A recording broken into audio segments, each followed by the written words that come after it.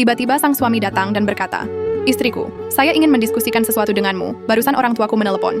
Dia mengatakan bahwa dia tidak sibuk akhir-akhir ini. Hari ini juga tahu baru. Jadi dia ingin ke tempat kita untuk menginap beberapa hari. Apa kamu mengizinkannya?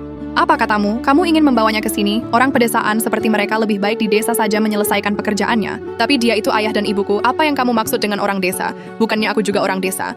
Apa kamu memandang rendah orang pedesaan?" "Iya, aku memang memandang rendah orang dari pedesaan. Karena keluargaku berasal dari kota. Kamu harus tahu, orang tuaku bisa setuju kita menikah. Karena kamu sangat baik." "Aku tahu itu, tapi bisakah kau mengerti, aku ini sebagai anak laki-laki. Dan aku adalah anak laki-laki satu-satunya di keluargaku. Mereka hanya ingin datang ke sini untuk tahu baruan bersama kita. Selepas itu mereka akan pulang lagi. Pokoknya aku tidak setuju. Jika mereka ke sini, kita pasti akan mengeluarkan banyak uang, karena kau pasti akan membelikan mereka barang, pakaian, dan lain-lain.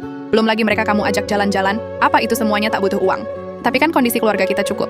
Dan kau masih punya uang cadangan juga kan? Apalagi orang tuaku semakin tua. Aku hanya ingin berbakti dan membahagiakan orang tuaku selagi mereka masih ada. Bukannya itu sudah kewajibanku. Apa kamu mau anak kita nanti tak berbakti kepada kita?" Aku akan bilang, "Pokoknya aku tak setuju. Dan cadangan uang itu untuk orang tuaku. Jika kamu mau jemput orang tuaku, aku setuju. Tapi jika orang tuamu aku tak setuju, jadi jika orang tuamu boleh, berarti kamu tidak menganggap orang tuaku adalah orang tuamu juga.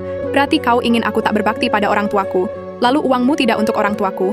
Lalu kenapa? Apa karena orang tuamu penduduk kota?" "Ya, kami adalah penduduk di kota, bukan seperti kalian orang desa.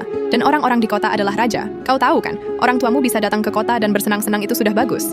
Jadi seperti itu, karena orang tuaku berasal dari pedesaan, karena itulah kau tidak mau berbakti pada mereka, dan malah semaumu merendahkannya."